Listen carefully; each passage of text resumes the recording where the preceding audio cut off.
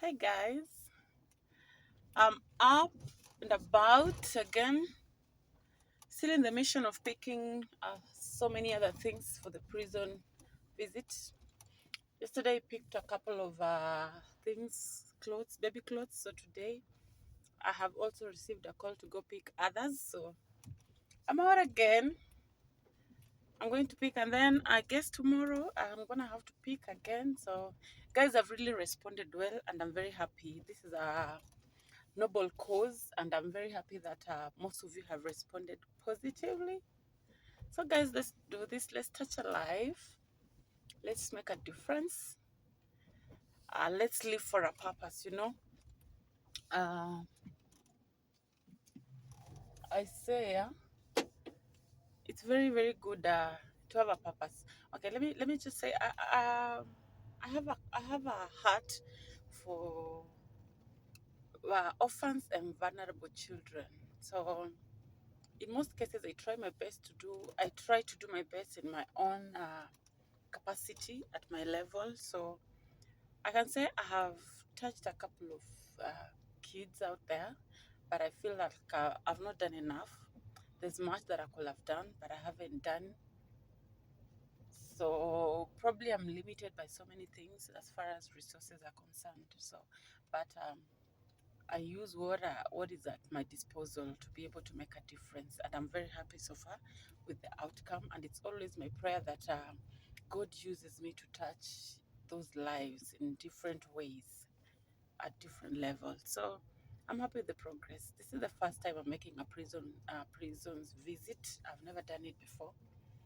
It's the first time, and I don't know how it's gonna be. I don't know. Let me go see those children in the prisons, the inmates, those mothers, and let's see how God will direct us. Hopefully, uh, we will be able to make more of these visits. It's actually my intention that I do uh, more of these visits. I do not want it to be a one-time off thing. So I want to visit, to make it, if not a monthly may be too overwhelming for me financially, but at least I want to make it quarterly. I can try quarterly.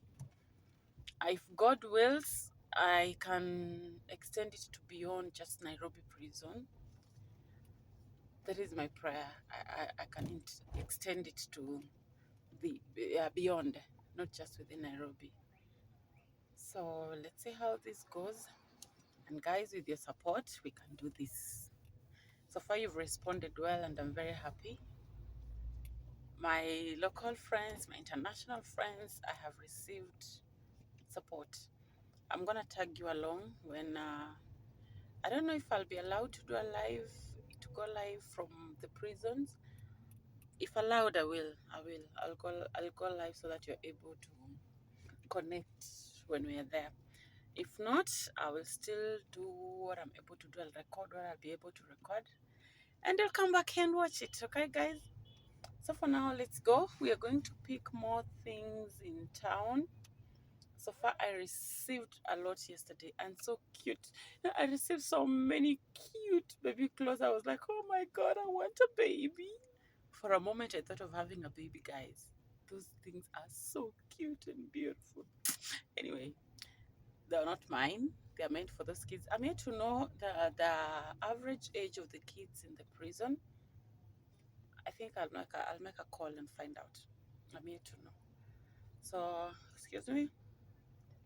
I'll find out. Yeah, I'll find out. So guys, as we on this, we can chat, right?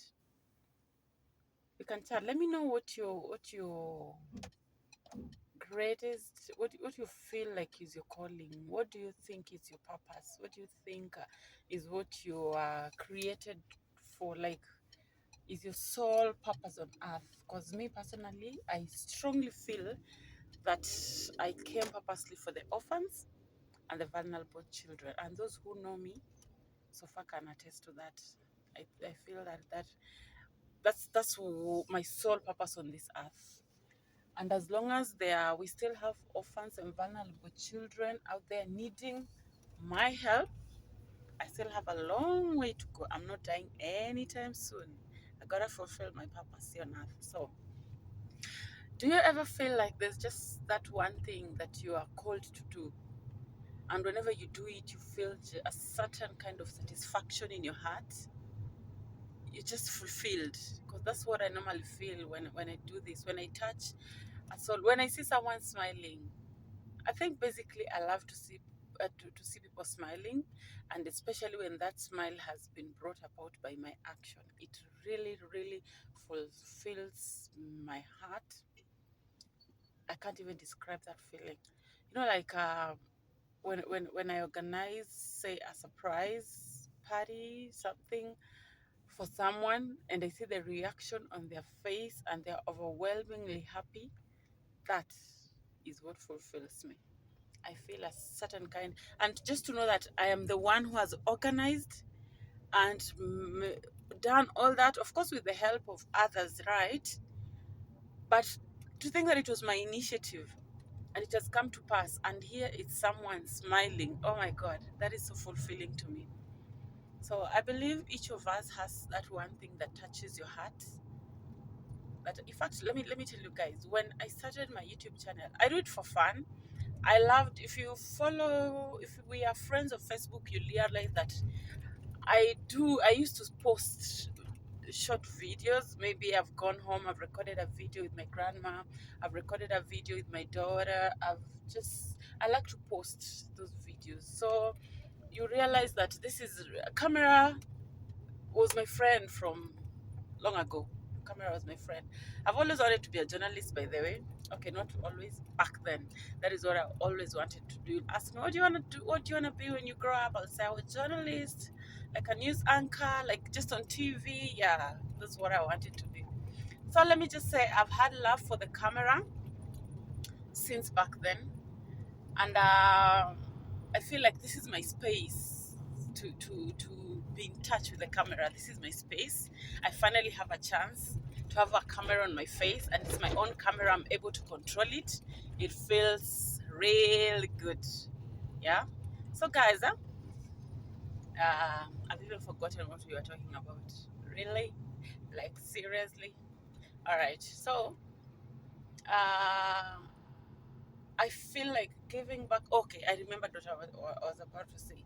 I told God when I was starting this channel, this is just a fun space for me and my kids to post our fun videos, to do things. My grandma thinks it's a TV. When I post that, she's like, "Did you post me on TV?" So it was just a space where you could have fun.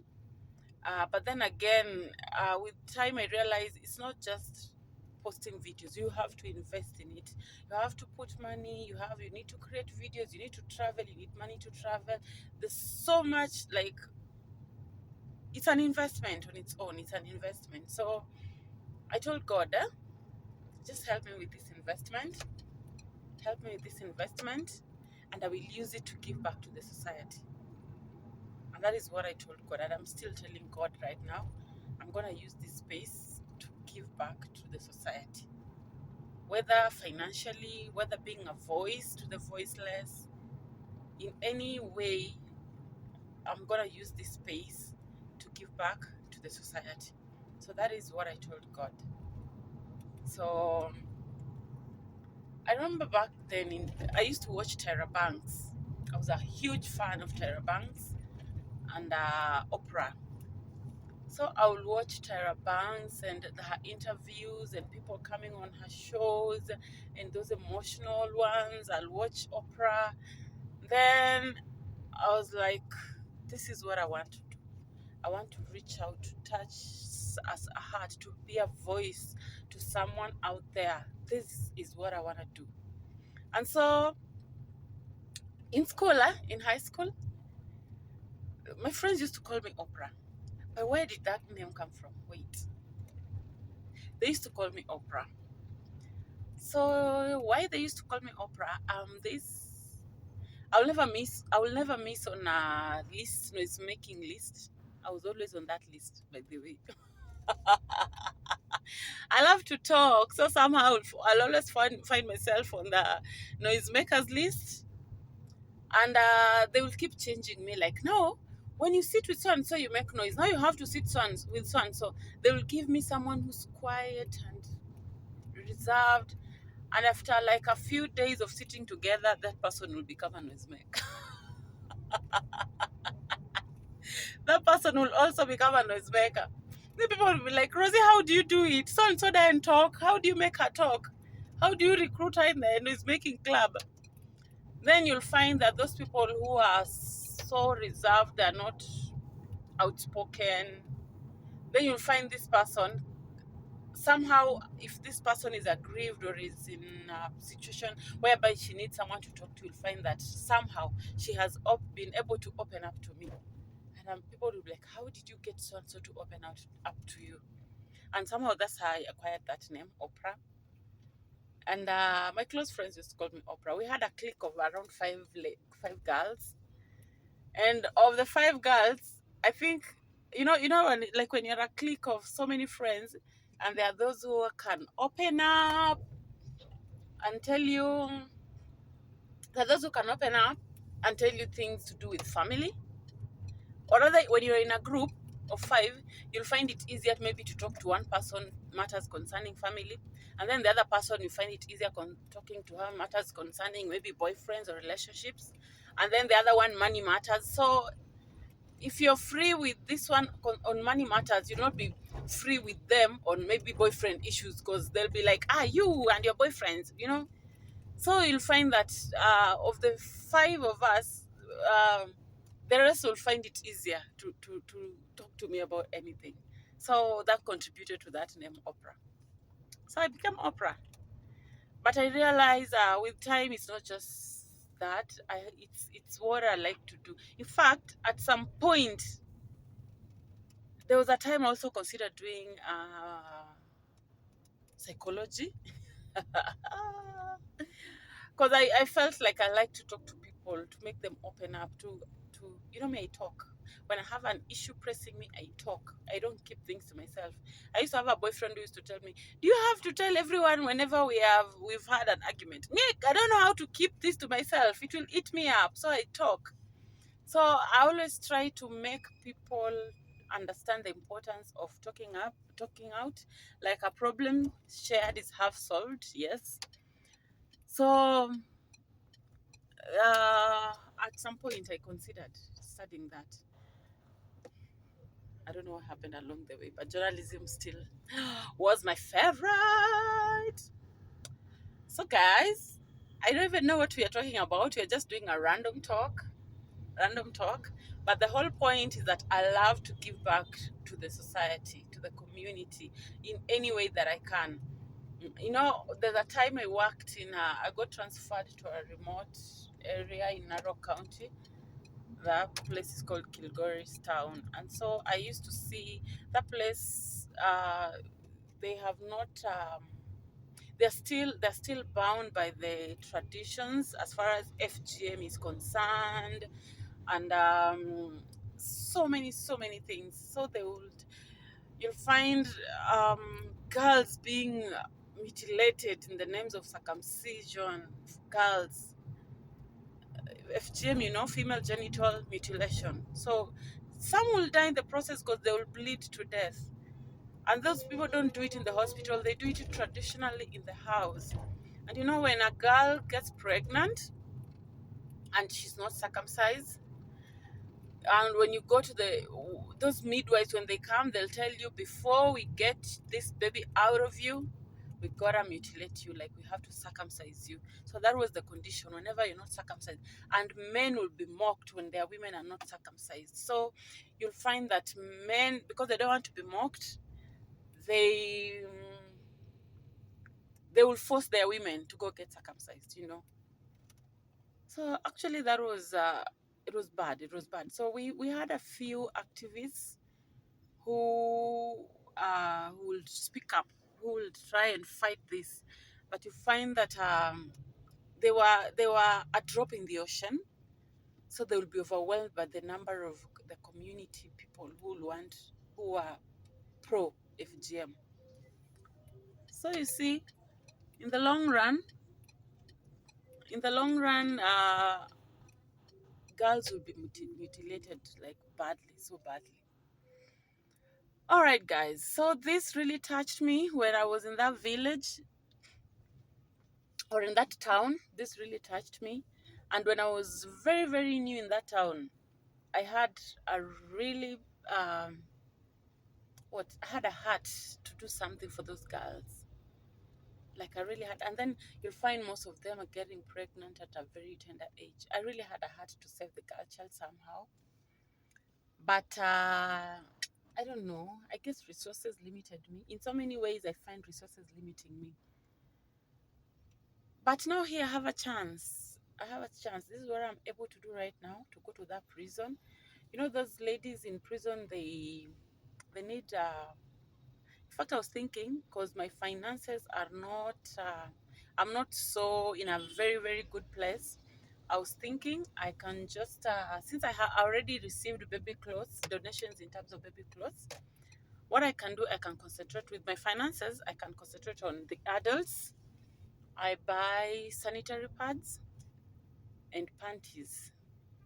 You know, I thought of the diapers for the babies, but I was like, I think if I was to weigh options, actually, I have a few friends who helped me on this. We weighed between the sanitary pads and the diapers, what was more appropriate. So we thought the sanitary pads were more appropriate or more necessary. Let me say that. So in the course of the week, I shall be going to Isili to buy a few dozens of panties for the adults and sanitary pads. So I shall not be buying diapers. I shall not be buying diapers. In fact, what I have, I'm strictly using it to buy pads and panties. Those baby clothes. So that is it, guys. I guess that will do. Yeah. So this is just a random talk. I'm even thinking I should have just gone live and then we discussed this with everyone else as I go. But then I thought once I reach where I'm going, I will be forced to end the live, maybe cut it short. So let me just record this random talk. And I'm a happy soul.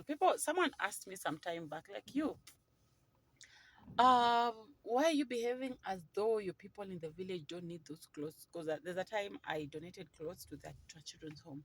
Then someone was like, why are you okay, they thought I was doing it for the camera because they felt I should have taken that to the children in the village, in my village. But I always do that. Why not this time take it to some other place? And let me tell you, if you're an African born in Africa, in these villages back here, you will understand that at times people at home do not appreciate such things. Someone will tell you, so you've worn these clothes and now your children have worn them. Now you think my kids want to wear second hand or whatever, whichever way they'll call them. So no, somebody will not appreciate. In fact, they will take it as you're belittling them. You're taking to them clothes that your children have outgrown. They will take it as though you're belittling them. Or you'll take those clothes then maybe for some reason, one or two, there's an outbreak of maybe skin disease or measles or something. They'll be like, you see, she brought us clothes that are infected. What. So at times, profit is never appreciated in their home, right? So, and I always do. If I have to give out clothes that my baby girl or my baby boy has outgrown, I always give them to their immediate cousins. In that way, at least my sister knows I do not have ill intentions against her babies, you know. So, and she will appreciate, as compared to a distant person who will think I have ill intentions. So when it comes to that, when it comes to my immediate people, I have tried my level best. So it's just good that I also extend a hand beyond the family walls, It's good to extend a hand. So that's exactly what I'm doing, extending a hand beyond the family walls. Yeah, guys, do you feel me? Especially if you come from here. Let me not say Africa, here in Kenya, specifically my Luya people. I don't know much about other tribes, but my Luya people, they never think you have good intentions for them. You know, they never think you have good intentions for them. So if you try to do charity back at home and something goes wrong, oh my God, you'll be crucified, like literally crucified. You'll be called a witch. You wanted to bewitch my children. You're jealous. My children are beautiful, or what. So, who has time for that fight? Now we do not have time for negative energy. We don't have time for negative energy. So, guys, as I'm going this way, I'm fast going. I'm on leave, yes, but I'm fast dropping by the office. There's something that I really need to pick from the office. Oh, I'm seeing a lady on a motorbike. I like seeing I like this. I like what I'm seeing. I don't know how to ride a bike. Neither have I ever tried. Okay, I've tried as an adult though, not as a kid. So seeing a lady on a motorbike really it makes me feel happy. Alright, so I'm stopping by the office first. I'm stopping by the office first. Then from there and then I'll go see those other people. I'll go pick now those clothes. So right now we are headed to Upper Hill. There's something really urgent that I gotta do there. I'm not going to stay. I do not like going to the office when I'm on leave. I don't. So I may not even reach my office exactly. I'll just stay in the parking lot if need be and have what I want delivered to me by a colleague. So yeah, guys. This was a random talk, a random chat. Let me know, guys. Do you have something like your heart really desires to do, like given a chance? Maybe the only reason you haven't done so is because of the limited resources, but given a chance, you will do it. Is there something? Given a chance, you'll do it. Given the resources will avail to you. If you had the finances, actually, in this case, what limits us most is not it's resources in terms of finances, actually. Because if we are I will not even say a car. If right now, like I had the 3 weeks that my car was like this, stagnant, stationary at my parking lot, I will choose to use Uber. But you can only do so when you have the finances. So in this whole thing, I think it's the finances that matter most. So you find that people have a heart of doing things, touching lives out there, but the finances are limiting us. But God help us. God will help us. If you have good intention, God will always provide. You know, there are times, guys, there are times I feel like, have you ever felt, if you're a firstborn, I'm a firstborn, and there are occasionally, there are times I feel like the family needs are overwhelming on my part. And you know the prayer I make? I always tell God, God, you have given me all these responsibilities and you know my financial capacity. Why don't you just stretch it further? Like, give me the finances that I need to be able to meet all the needs of all these people depending on me. And you know, somehow my kids never go hungry, guys. My kids have never gone hungry. My kids have never been out of school due to lack of school fees. My kids have never, there are times I even, things are so tighter. I'm like, oh my God, this month I'm going to be late on my rent. But somehow, things just happen and poof, I'm able to pay my rent and pay it on time. So, you know, when God cannot shame you, really. God cannot put you to shame, and yet you're standing up for a cause. I believe God cannot put you to shame. Just do your part, and He will do His part. So, if you're able to do it, guys, if you're able to do it. Yeah. Do not do not like, let me tell you, there's so many times I have planned. I'm like, there's a certain guy in my church. He's an orphan. He's an orphan, and he serves in the praise and worship. So I have always made it my responsibility to make sure he has a pair of shoes every New Year or Christmas. I either buy at Christmas or at New Year. And if I'm too tight in those two occasions, I just make sure in the course of the year I buy him a pair of shoes. And I thank God for the last, is it 3 years? I have been doing it faithfully. So I find fulfillment when I see him on the pulpit with a nice shoe, very clean. I find so much joy in that. I make sure, I don't know. It's fulfilling, guys. If you've never done this, just do this. It's so fulfilling. So, and do not shy away from carrying your camera. Do not shy away from carrying. People are like, oh, when you're doing charity, leave your camera at home. I'll tell you, carry your camera, carry it. Like in this case, this camera is supposed to work for me. So why should I leave it behind? Carry your camera, guys. Some of us are doing these things because we watched other people do them, and then we were like, oh, if so and so can do it, then why not me? So carry your camera, guys. Don't let someone discourage you. Oh, if you're doing charity, leave your camera at home. No, if your camera is working for you, carry your camera, because you need your income to still flow so that you may be able to continue supporting people out there, right? So do not shy off from carrying your camera, guys. You have a camera, carry it. Yeah. So I'm hungry, like I'm really hungry. I don't know. Let me get to the office, pick whatever I have to pick. I probably might have to come to town, grab something to eat. Then what, guys? We've been chatting for it's almost 30 minutes. I'll come back to town, probably grab something to eat, then go pick those things. I'm too broke to be uh, driving around, spending. I mean, my fuel. So I don't want to go driving around everywhere. I just want to do what has brought me to town. And then, it's so jam packed here. There are no traffic cops around.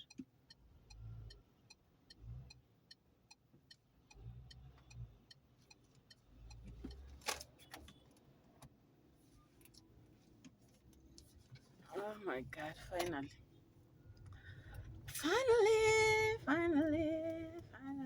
So, guys, can I end this here? I'm almost there. I don't know. I should end this here at least. So we've been able to chat on my way as they go. Been able to chat. I should be back to work in. Is it 2 weeks time? Oh my God! I'll be back to work in 2 weeks time, guys. 2 weeks.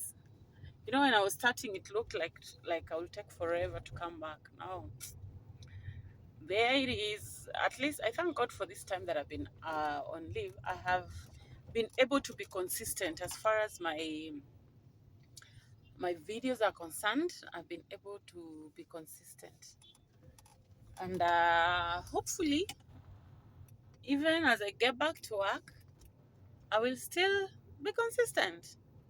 I'll still be consistent. All right, guys. And my lives, I intend to be going live every Friday. Should it be Friday? But I don't know.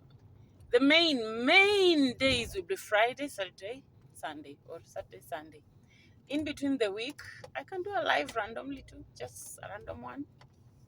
But it will be those 3 days.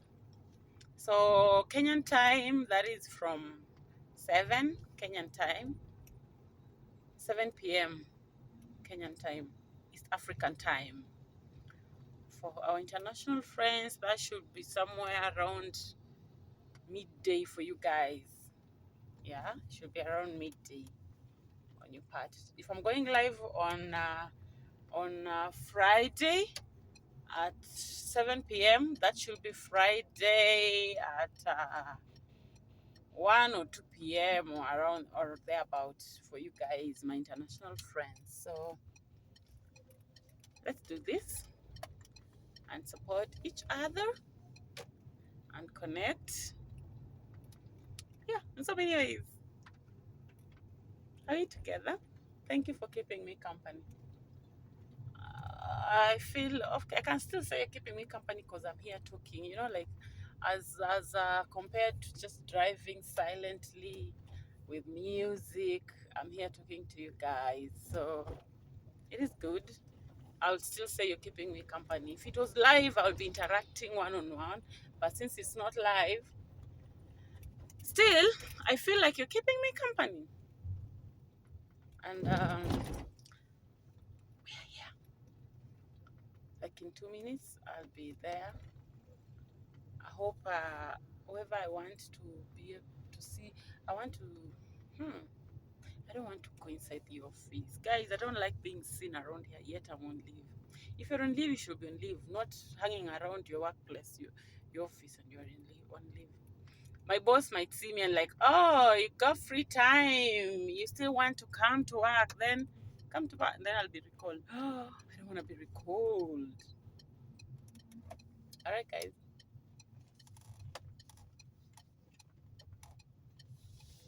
How many minutes have I used? I've used exactly 30 minutes. I started recording this immediately I left home. And it's now 31 minutes since I started my recording. So, what is it called? The traffic hasn't been bad. It's been good. It's been flowing. And guys, I'm here. How do I look? Do I look beautiful? As always. The sun is out. Okay, now I have to branch and get him. I have to branch and get him.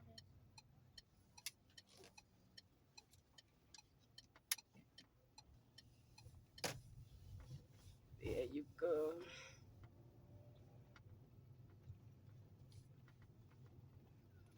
This is nice. At least I've been talking to you guys. It's not been a boring journey. It's been nice having you here in absentia. So I've been having you here in absentia. I hope I'll find a parking inside here.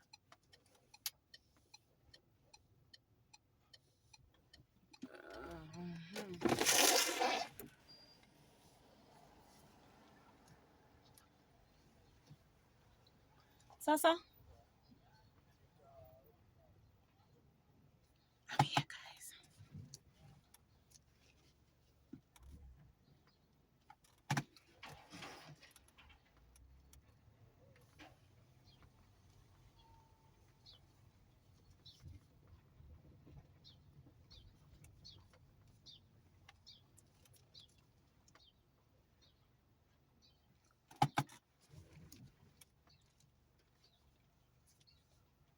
Somehow, guys, I find it easier parking in reverse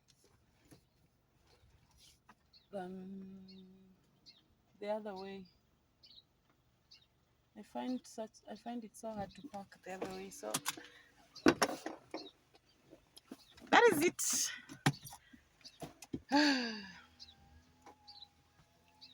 So guys, thank you for keeping me company. I love you so much. Let's meet on my live. Okay, guys? Kisses.